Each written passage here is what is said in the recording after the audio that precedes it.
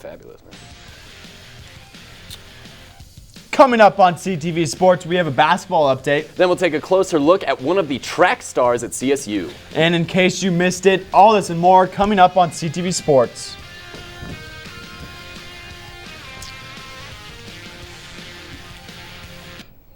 Hi, and welcome to CTV Sports on this April 1st. I'm Ryan Hillman. And I am Riley Adams. Ooh. April Fools, I'm Ryan Green. I just decided to throw this on. It was in the back of my closet. I like Thank it. you. I might keep it on. All right, breaking news coming from the basketball. Player Stephon Wynn was arrested Thursday night. He was charged with a Class 3 felony for distribution of a controlled substance and a Class 5 felony for marijuana distribution of less than 5 pounds. A Class 3 felony can range from 4 to 12 years in prison. Wynn was released Friday afternoon on a $2,500 bond. He was suspended in early March from the basketball team and has since been dismissed. Sorry, I couldn't keep it on. It was too itchy. I don't know how girls do it. Anyway, Wynn isn't the only basketball player whose season ended earlier than anticipated. Louisville's Kevin Ware suffered a compound fracture in last night's game against Duke. And Ryan Hillman, I think you will agree with me on this one. It was one of the most gruesome injuries I think we've ever seen on live television. Uglier than Theismann's. Yeah, Theismann's, that's what everyone's going to compare it to back in the day. But, you know, you got HD TV, and I think everyone saw the bone sticking out of the shin. My Easter eggs almost came up. Yeah. It was pretty gnarly. Good news is Twitter has been going nuts with him today. He's walking around on crutches. The bone is back in the shin. He will be in Atlanta to see the team play. So yeah, awesome. that's great news for Louisville and Kevin Ware. Even though Kevin Ware is out for Louisville, they still beat Duke, sending them to the Final Four with Syracuse, Michigan, and Wichita State. Now let's play a little game. Take your pick. Okay, let's do it. All right, first up, the Michigan Wolverines against the Syracuse Orange. Ryan and Ryan, who is moving up to the national championship? Ryan, let me start. I'm going to pick the Orange right now because they are a pretty hot basketball team in this tournament. I mean, they made it to the Final Four. That's all that needs to be said. But they're just a good team. They're a good all-around team. Jim Boeheim, I mean, he's got the experience. He knows how to coach these kids through the tournament. Michigan's a good team. I'm not going to give them, any, negatives for that. They play in the Big Ten. They're just a great team. But I just see Syracuse winning this game. I'm going to disagree. Okay. Syracuse Orangemen, they're a good team, but I like Michigan. Trey Burke, arguably nation's best player of the year. Yeah. And the white guy with the yellow shoes, Staskis, he went 6 for 6 for threes at one point. Dude was making it rain. And what's the weakness of a 2-3 zone, which Syracuse plays? It would be the three-pointer. Three-pointers, and that's what Michigan is good at. But you live and die by the threes. I don't think Staskis is going to be hitting 6 for 6 every game, but which it should be a good game. Duke, they tried to live by the 3, and they died. Failed miserably. But yeah, a good game, definitely. Should be a good game. All right, guys, question number 2. The Louisville Cardinals going up against Wichita State, who will be playing in the national championship. Well, I think Shockers' time is over. I think it's Louisville hands down. They're just way too good. Their full court press will literally strangle you and take everything out of your team. Yeah, if this was any other team that the Wichita State was playing, I would say I would pick them because I love the underdog story. I love that the 9 seed has gotten this far. But Louisville is just unbeatable right now. I mean, we here at CSU, we know how good Louisville is, and I just don't see the Shockers shocking Louisville, I think. I mean, Kevin Ware went down yesterday. It was an emotional hit during that game. The coach was crying. Some of the players were crying. And they were still able to beat Duke by 20 points. And so I just don't see Wichita being able to pull up that They got a confidence booster right now. Oh, yeah. He's going to be there at the game. That's going to be a huge confidence boost. Yes. All right, guys, final question. Out of the 2 teams you picked to play, which team do you think will win this year's championship? Oh, man. You got to go with Louisville. I think. Like we said, Russ Smith arguably playing a tournament of the player so far. Player of the tournament right now. He's playing like Allen Iverson out there. He can drive and dish. He can sink down the 3. And then you got Peyton Siva and you got Jang, the big dude. Dangerous. Louisville is just a great all-around team. Now, whoever they play, either that be Syracuse or Michigan, it's going to be probably the closest game they've had in this tournament so far. But it's going to be Louisville. I just don't see anyone stopping this train of momentum headed down. They just seem like the team of destiny right now. I don't see anyone beating them. Maybe the Shockers will shock the whole world, and we'll see. Well, I just hoping it's an exciting national championship. My bracket has been wrong before. Yes, so. It has been. All right, well, coming up after the break, we will take a look at some of CSU's spring sports. And a look at how the Rockies did, which wasn't so good. We'll be right back. For 43,000 CSU Ram alums call Denver home. Now it's easier for Denver Ram fans to stay connected with CSU. CSU is proud to announce the new Colorado State University Denver Center, where Ram alums will feel at home. It's a place to make professional connections, enjoy events with other alumni, and even show your Ram pride with a wide selection of CSU fan gear. Stay connected with CSU, the CSU Denver Center at 17th and Glenarm. Learn more at rams5280.colostate.edu. Welcome back to CTV Sports. You know, it seems like after every track event this year, Trevor Brown has set a new personal record. So I went to find out why Trevor has been so uncatchable. Trevor Brown has been CSU's best track runner this year, placing first in numerous indoor and outdoor events. So why has he been having more success this year than in years past? Doing what I gotta do, being more responsible about taking care of your body and eating right, sleeping is big. So I think I just did a better job of that this year than before. Brown competes in multiple events for the team, but says the event he likes most is the hurdles.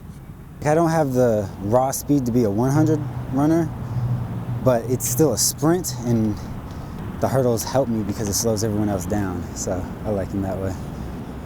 Now, what some people may not realize is just how tall these hurdles are. Now, I'm about 6'2", and this comes at least past my hip. So running full sprint and getting over these things is no easy task. If you run scared of the hurdles, you're just not gonna run fast, rather than being aggressive through them. You gotta run them, I had to get to a state where it would be just like every other race. Because if I make it a really big deal and try to do something different or do something extra, then I'll actually just run slower. So it's a matter of calming yourself down. And although Trevor has had a successful season so far, there's still one more thing he wants to accomplish. Run under 13.5, that's what I'm looking for. What's your fastest right now? Fastest 13.7. Just get bigger, faster, stronger. Keep on working at it and listen to coach. I think I can get there. In last weekend's event, Brown earned 2 more victories in the 110-meter hurdles and the 400 hurdles as well. He looks to win even more next week when the track team travels to Colorado Springs to take place in the Air Force Relays. CSU men's golf swings back into action in preparation for the Cowboy Classic. Riley Adams takes a peek into one of their practices.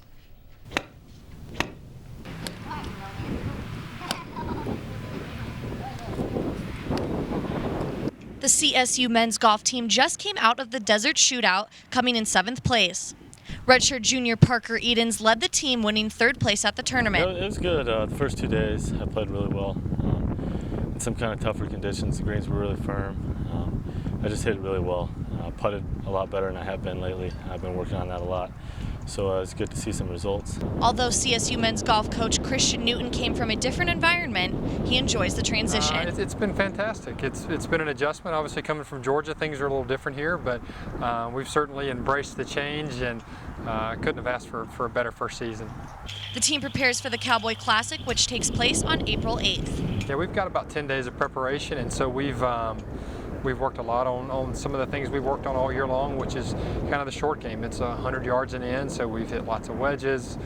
We spend plenty of time chipping and putting, and we really don't want to get too far away from that. We really believe that that's what's going to make us better, and we're not going to change that depending on how our last result was.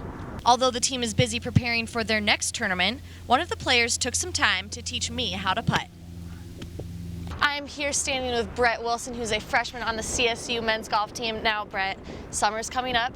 I gotta get my putt-putt game in action. What's the first step?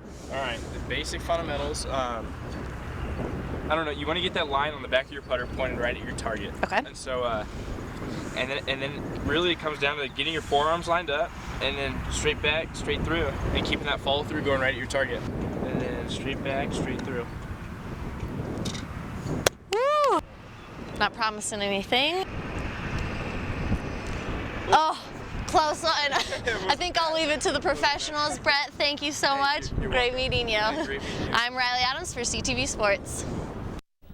The Rams will be at the Cowboy Classic on April 8th and have high expectations for Parker Edens, who received CSU's Athlete of the Week and Mountain West Golfer of the Week. Check out our website for updates on the Cowboy Classic.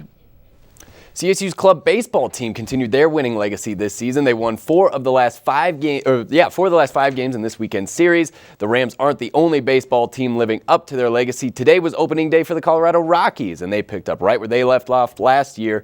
losing games. After jumping off to an early lead with home runs by Tulo and Cargo, the Rockies pitching demonstrated their lack of offseason improvement. The Brewers scored 3 runs in the 8th inning to take a 4-3 lead. Dexter Fowler came through with a game-tying home run in the 9th, but it was not enough as the Brew Crew won it with a walk-off sac fly in the bottom of the 10th inning.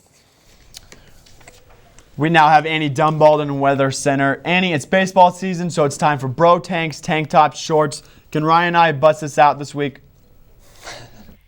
Ryan, I would say no. No shorts, no tank tops. I would keep your jacket out for a few more days.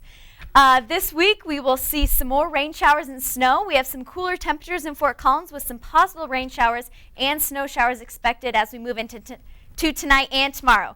For other parts of Colorado, we will see 40 in Vail, 50 in Craig, and 48 in Gunnison.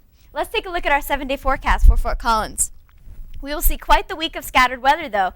Tomorrow is a high of 50, and there is a chance of snow expected to come before noon, but only about less than 1 inch is anticipated. Wednesday, we will see mostly sunny with a high of 61, and Thursday, we will see 65. Our weekends seem to be getting nicer and nicer since spring is upon us, but we will see temps in the mid-60s for Friday and Saturday, and then 61 on Sunday. So, Ryan, I would say as we get closer to the weekend when the Rockies play the Padres, we should see some pretty good baseball weather. But thanks for watching CTV Weather. I'm Annie Dumbald. Back to you guys.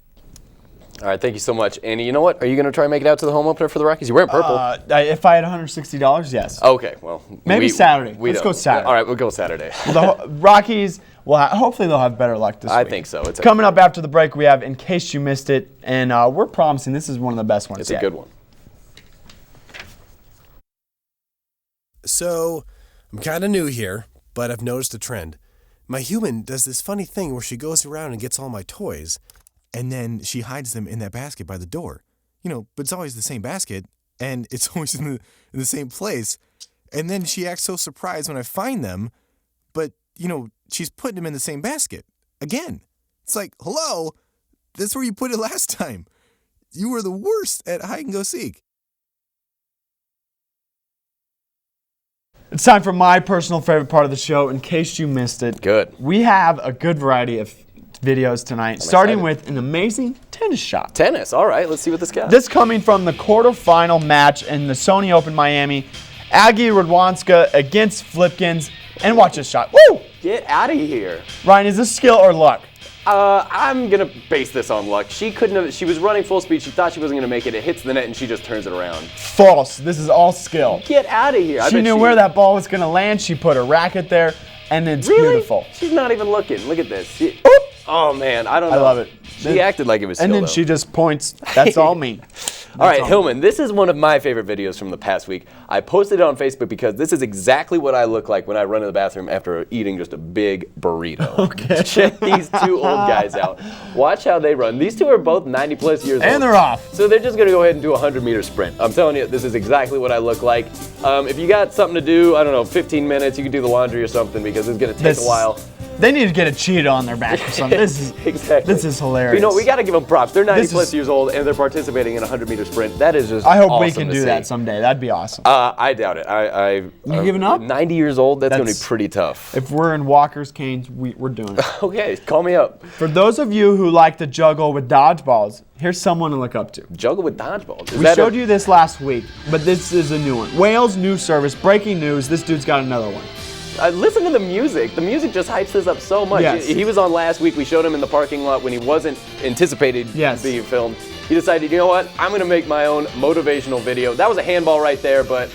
this dude's slowly becoming a star. Oh, yeah. Someone's got to give him a tryout. I don't know how his endurance is, but, I mean, he's good with the soccer ball. He's balling. That's pretty awesome. He's balling.